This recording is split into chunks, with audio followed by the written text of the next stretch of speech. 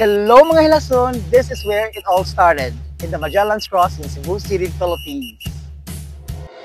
This is Nongsi TV on YouTube and TikTok, giving you choices to celebrate life.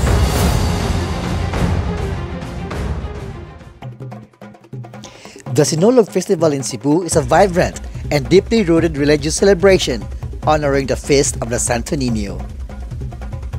The term Sinulog comes from the Cebuano word sulog, meaning like water current, a perfect metaphor for the dynamic and rhythmic dance that defines this iconic festival. The history of Sinulog dates back to 1521, when Portuguese explorer Ferdinand Magellan arrived in Cebu. During his visit, Queen Juana, the wife of local chieftain Raha Humabon, received the image of the Santo Niño, the child Jesus, as a gift. This image became a powerful symbol of faith and devotion, laying the foundation for what would become the Sinulog Festival. So pero na nato sa vicinity sa Basilica Menor del Santo Niño, no? Dili sa kinupusuran yung bahin sa syudad sa Cebu. Kailangan mo pinisaya.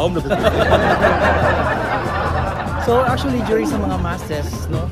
Sa mga scheduled masses, na yung mga tao about diri kay na may kuan LED. So diyan na makita ang misa. So ana kadaghan ang mga deboto sa Señor Santo Niño.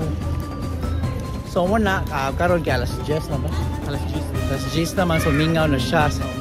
So siguro ako di medyo ko magsuot-suot no during sa novenario sa Santo Niño. Kanang after na ko sa fiesta mo doon sa simbahan, so karon kay nakadool naman diri gamay. Pwede na siguro tayo malagot ng no? Malagot na lang ta. Iapon mo na mo tanan mga hilason. No, good health, peace of mind, love, joy, and happiness for you and your family.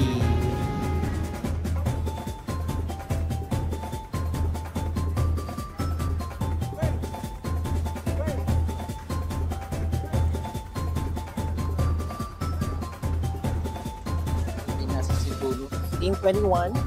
Pagkuman og bunyag ni Queen Juana, gitagaan siya og regalo ni Ferdinand Magellan, usa ka Portuguese, no, under sa Spanish, og imahen ni Señor Santo Niño. So at least nilibawaan ko may mga hilason, Pit Señor! So mga siya mga hilason, no, aside sa religious activities di sa Sinulog, napot tayo mga social, cultural activities, no, mga civic activities. So mo na siya, no, nasa Fuente, nasa Plaza Independencia, nasa upang pa mga dapit mo din sa siyudad sa Cebu. So ang pinakadaghan ito, first ang Fuente, Osmeña, ang Plaza Independencia. Tinapos yung mga suksok yung makita, no, kapag mga sa mga balls.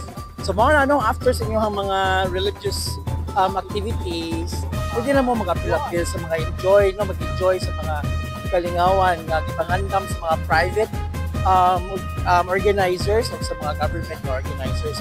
Labi na ang Grand Sinulog karong Domingo.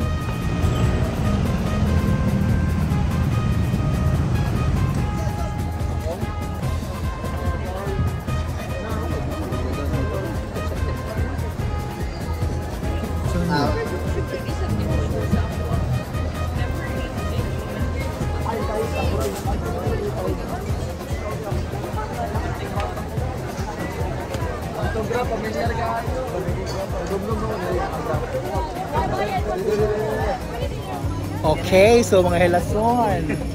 So nanatas na sa supermerkado sa IT Park. So ato na kung sinala yung mga stalls and mga foods and natin. Alam mo, tilaw kitang food. Tayo kung sa gid nato.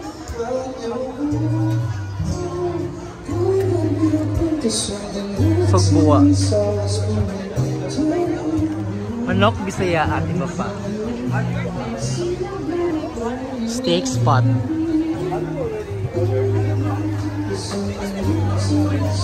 Charcoal boy. A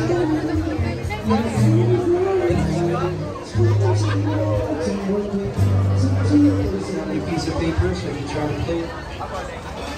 Because when you're celebrating anything, birthdays, anniversaries, whatever it is, just let me know so we can call everyone on stage. Suning. Yeah. Kanang tuyo natin mo Subo Mercado ay IT Park no. So di pa hapon na to. Halit sa tanan to tuyo pa na to. O si atong intrigahan naman atong tilawan. Parang ako sa Thai. Ano? Basta ko huna, ganahan ka sa Thai no kay ba ka sila Thailand.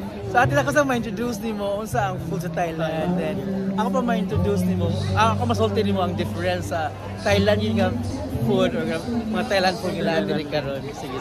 Thank you.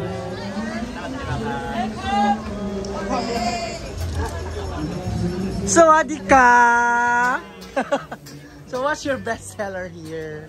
Of course, pad thai na gapon. So you want to try the pad thai ng? Kun ay shrimp. No nga, yung pad thai is kanang shrimp kid sa tanan or na ay chicken lang? Chicken ang shrimp. Na kay choices, chicken or shrimp? Chicken. Sige, chicken. At tayo pala naman ikabuan din yung branch. Kini nga branch ba? 3 years. Diba? Lagi sa 3 years. Excited ko na not happy ko na like 2 choices sa pad thai, chicken or shrimp. Pero of course, akong gipili, chicken. Kaya mga kagid. So we'll see. Manggawas ang mga kagid na movie. Ano tanaw kung same ang pagkaluto nila sa kanang mga street food sa Thailand. Tanaw ka how they will cook it. But for sure, mamao ra gid na ilang pagkaluto.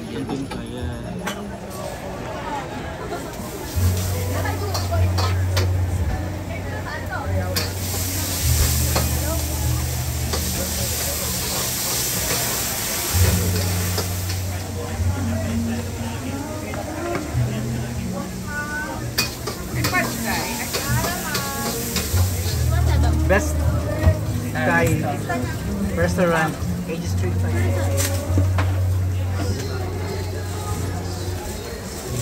Pad Thai. Masa order? Dili na. Sa order? Alin mo gamay rin, buwak din mo ba ni kinaon mo. Dito the ocean. Ingredients is like packed with it. So not like sorry. Na spicy mo na siya lang. So dapat makita tag-Paris sila. Pero wala may Thai milk tea diri oy no. Sa tuyok-tuyok mo na yung mga milk. Wala yung Thai milk tea nga mas bagay niya mga hilason. So okay, so we will eat na mo ng sabayan na mo ang pad thai. First taste na. Okay. Taste test. Kaya lang man.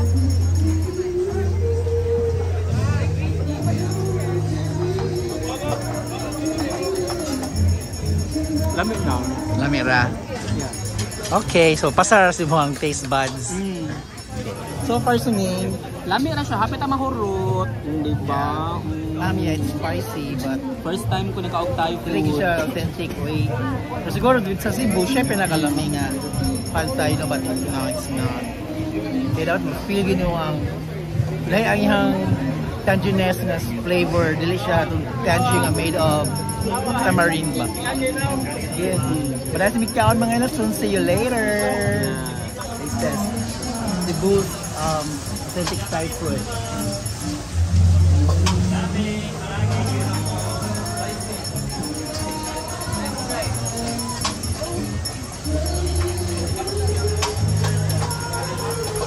Sobrang taas mo. But yeah, spicy. So ano, gipaningot akong agtang suning, natagdas Basta mo sa kahang. akong bang sila na daot sa kahang. Hindi mo siya authentic ng flavor sa pad thai, but lami ra gid siya. I mean, lamian ra gid. Yes, lami siya. Even first time na ko. Oh. Taste, lamian ko. Pero ako happy na kada adlaw na ako mag-pad thai sa Japan sa Thailand. So okay lang siya, the spiciness is there, but ang tanginess niya murag lain, no? Dili siya klaro nga tamarind good, but so far sa Mercado Sugbo dapat kag choices pero napilian ni suning kay ang pad thai man good. Pero so far 1 to 10 ang pila i-rate mo sa Sugbo Mercado? Sa ilayan na mga Tanan, mga 8 no, 8 out of 10 ang score ni Suning kay layo pa ta sa civilization god, no? Mingaw niya, bisag puno siya Suning. Yes. Kanang dili samok. Dili samok. No, dili samok bisag Hanay puno, siya. hanay. I just hope na talang tao kay bawo mo clean as you go. Yes. Kaya napulihan ng mga standing nga table is Dili man na ilang mga basura. ilang makinan-an. So, Dili maato sa hey Pilipinas. Cebuanos, practice to clean as you go. Pit, senyor! Stay tuned as we visit Plaza Independencia, Fuentes Mena Circle, and the Colon Night Market. Up next. Thank you for watching Nomsi TV. Please don't forget to subscribe, like, and share.